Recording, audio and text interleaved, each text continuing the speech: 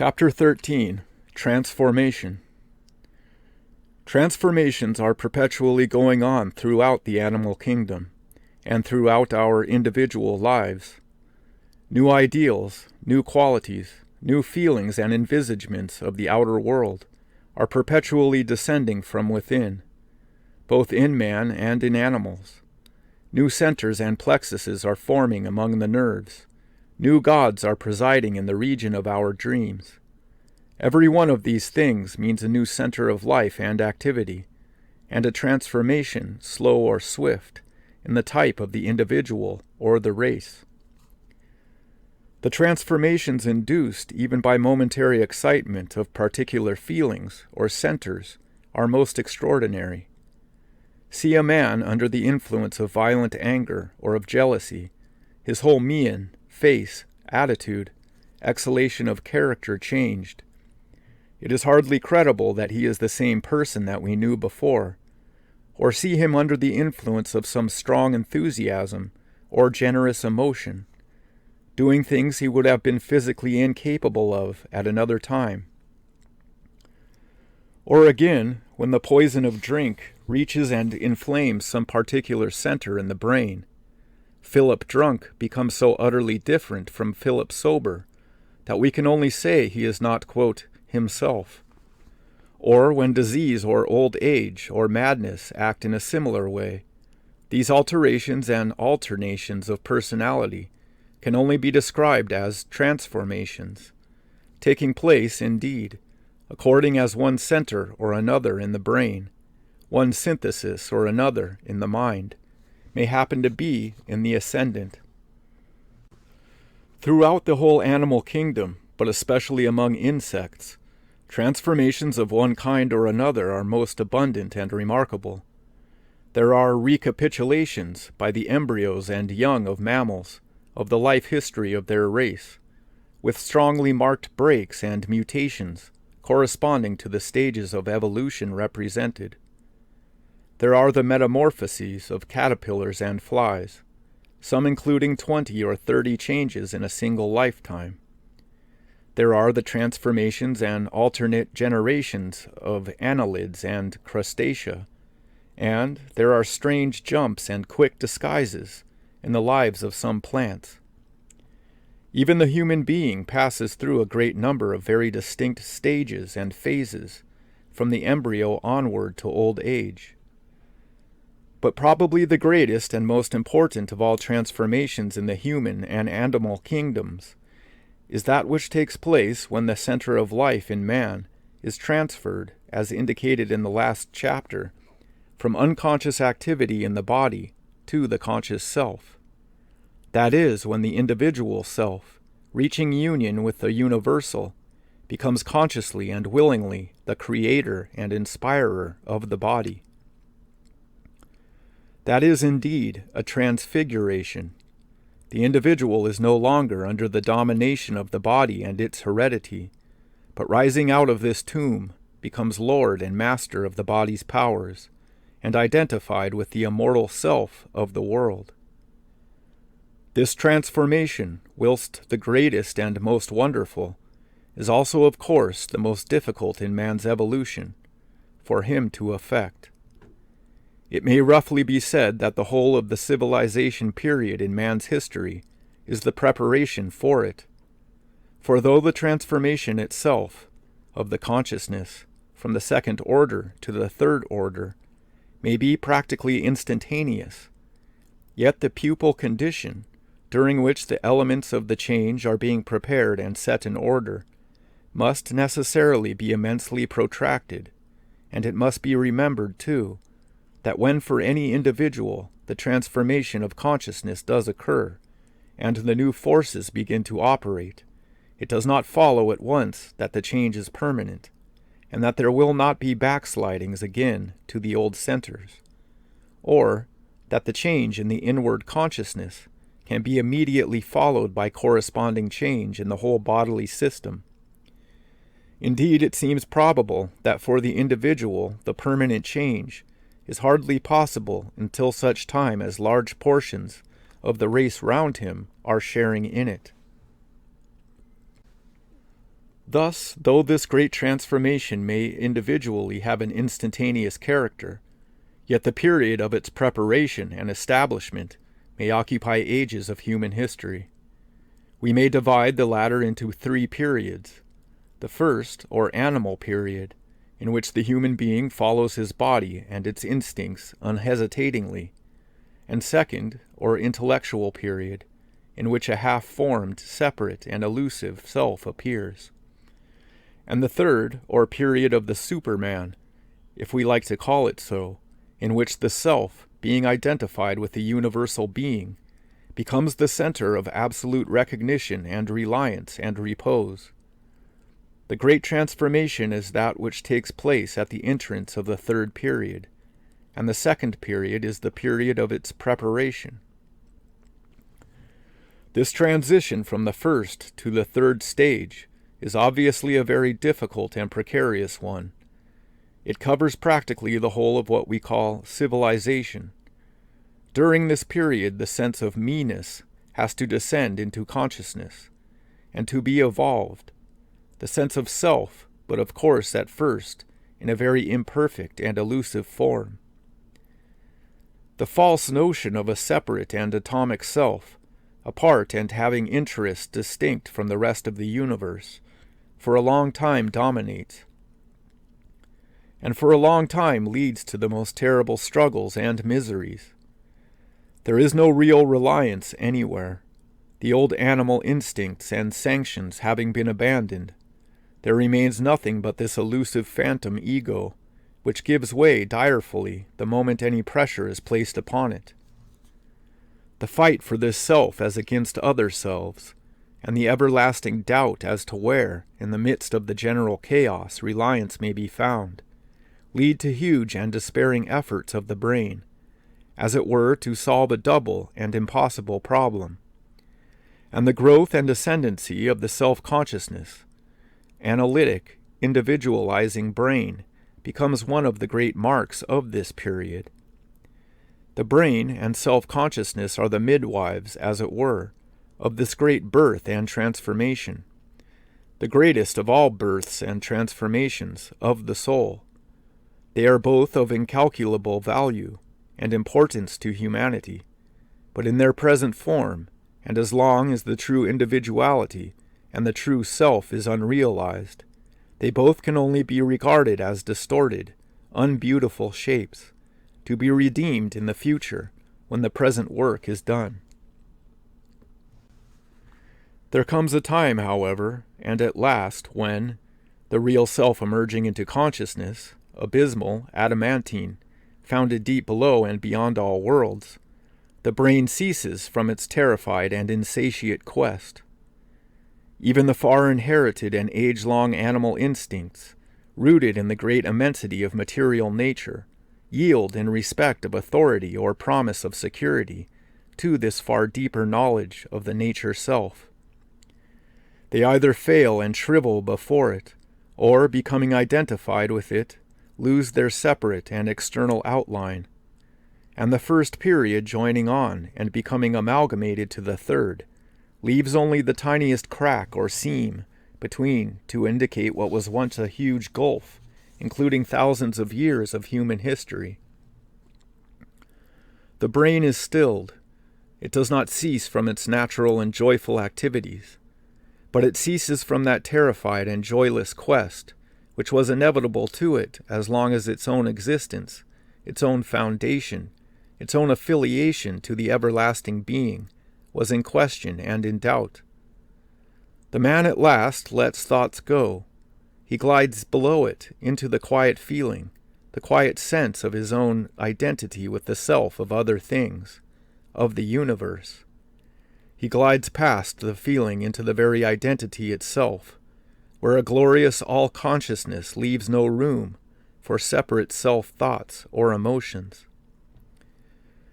He leans back in silence on that inner being, and bars off for a time every thought, every movement of the mind, every impulse to action, or whatever, in the faintest degree, may stand between him and that. And so there comes to him a sense of absolute repose, a consciousness of immense and universal power, such as completely transforms the world for him. All life is changed. He becomes master of his fate. He perceives that all things are hurrying to perform his will, and whatever in that region of inner life he may condescend to desire, that already is shaping itself to utterance and expression in the outer world around him. The winds are his messengers over all the world, and flames of fire his servants, and the clouds float over the half-concealed, dappled and shaded earth, to fulfill his will, to fulfill his eternal joy. For the ceaseless endeavor to realize this identity with the Great Self, there is no substitute. No teaching, no theorizing, no philosophizing, no rules of conduct or life will take the place of actual experience. This is the divine yoga or union, from which really all life, all creation proceeds. And for its realization it is necessary that at times, as already said, all thought, all plans and purposes should be obliterated from the mind, leaving it free to fall back and touch absolutely to its own source. What is learnt by this actual experience is so much more, and so much more important, than anything that can be learnt by teaching or philosophy, that at any rate without it the latter can hardly be accounted of much value. It may, however, be of some use, as a supplement to the reader's personal experience, to say a few words more. This true ego, this self above and beyond the separate me, to know it one must, as I say, become identified with it, and that is ultimately the only way of knowing it. Yet it may help us to be able to see, as a matter of speculation, what its nature may and must be. The true self is universal. That is, it is the self of all beings. But that does not mean that it is not the individual. On the contrary, as far as it is the self of any one being, it must be individual. If it is remembered what was said in the chapter on affiliation, it will be seen that every local or individual self exists only by the reason of its being an outgrowth, or prolongation, or aspect of the universal self, and that conversely, the universal self has no definite expression or existence except insofar as it is individual and local in some degree or other. The true and ultimate self, therefore, in each of us is universal and common to all beings, and yet it is also individual and specialized in a certain direction. When the more universal nature of the self descends and becomes revealed, the consciousness of the individual necessarily takes certain forms corresponding. One of these is love and sympathy. The self, hitherto deeming itself a separate atom, suddenly becomes aware of its inner unity with these other human beings, animals, plants even. It is as if a veil had been drawn aside. A deep understanding, knowledge, flows in. Love takes the place of ignorance and blindness, and to wound another is to wound oneself. It is the great deliverance from the prison life of the separate self, and comes to the latter sometimes with the force and swiftness of a revelation. Another form is faith, courage, confidence. If I have my home in these other bodies as well as my own, if my life is indeed so wide-reaching, so universal, if I feel that it is so, what is there to fear? How can I fear? All things are given into my hands. My life checked here may flow on there. Innumerable are my weapons, my resources, and rooted down, deep, below all accidents, is my real being. Or again, a strange sense of extension comes on me, and of presence in distant space and time. Mine is an endless life, unconquerable, limitless in subtlety and expanse, and strange intimations that it is so come to me even in my tiny earth cell, intimations of power inexhaustible, of knowledge mysterious and unbounded, and of far presence through all forms and ranges of being. These are some of the things, some of the new modes of consciousness that come. Love, faith, endless life and presence in space and time, endless power, knowledge, humanity. Let them be felt first. Do not think too much about them. When you have merged your being, if it be but for a moment, in its source, then inevitably, on emerging, if union has really been effected, will one or other of these feelings that I have mentioned be found occupying your mind. Do not think, or at any rate delay the process of thinking as much as you can, but retain the mind in its state of feeling. Feel, feel, feel in silence your touch upon the great inner life, in these its first creative forms. Rivet and hold fast these feelings. Join them ever on to your central and abiding self. Make them into the great main branches of your life tree, and, so gradually, let them pass outward into the twigs and ramifications of thought, to deal with the actual and the outer. Thus they will pass into structure. These feelings, this supreme life which they represent, will pass into expression and become realized in the structure of the body. They will pass into the life around and become realized in the structure of society.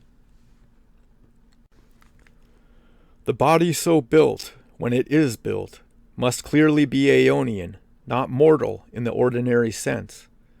The mortal, local, and separate self, with its elusive limitations, can only build a mortal and temporary body. The race self truly, being aeonian, may build, in the institutions and life of the race, an age-long enduring body. And as far as this race self enters into the consciousness of the individual, as it does at times through the great enthusiasms of the race, so far does the individual put on the race body, and share in its degree of physical immortality. But when further into the individual there descends a consciousness profounder, more basic, more enduring, even than that of the race self, then inevitably does there begin to be built, even for the individual, a body corresponding. This body, in fact, is the expression and grows out of these great creative feelings of which I have just spoken. Through love it becomes a body built into the lives of others, and positively sharing their organic life and vitality. Since faith and courage inspire it, it is well based, firm to stand the shocks of time and accident, extending its domain over the elements, incorporating in itself the sea and the wild creatures, and so unafraid of them, surrounding chance and taking it captive. Its consciousness of immense extension in time and space indicates its ethereal character. Its consciousness of power indicates its strong material composition. Its consciousness of knowledge, the penetrating subtle quality of it. And so we forebode, beside and within the very local body which we know best, and which is expressive of our more local selves, another body expressive of our more universal nature, a body built of swift, far-extending ethereal elements, subtle and penetrating, yet powerfully massive and material, closely knit in itself, not easily disturbed or dislocated, enduring for eons, yet sensitive in the highest degree, entwining its nerves and fibers through all creation, sharing the life of all creatures. Of that body, woven like Cinderella's robe of the sun and moon, who shall speak? Lo, the rippling stream, and the stars, and the naked tree branches deliver themselves up to him. They come close, they are his body, and his spirit is wrapped among them. Without thought he hears what they and all things would say. When on the striving bewildered consciousness, in the maze of the second stage, suddenly the apparition of that body dawns, no wonder there is a transformation and a transfiguration. Behold, I show you a mystery, says Paul. In the twinkling of an eye we shall be changed. And Fra Angelico, in his little cell at San Marco, saw even the same mystery, and in simple vision pictured it out of his own soul upon the wall. The transfigured Christ, luminous, serene, with arms extending over the world. This sublime consciousness of simple being, with which we began these chapters, is in the world and within all creatures, as the supreme cosmic consciousness always.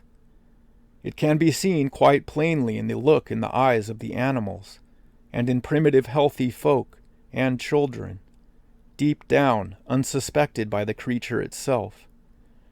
And yet there, unmistakable.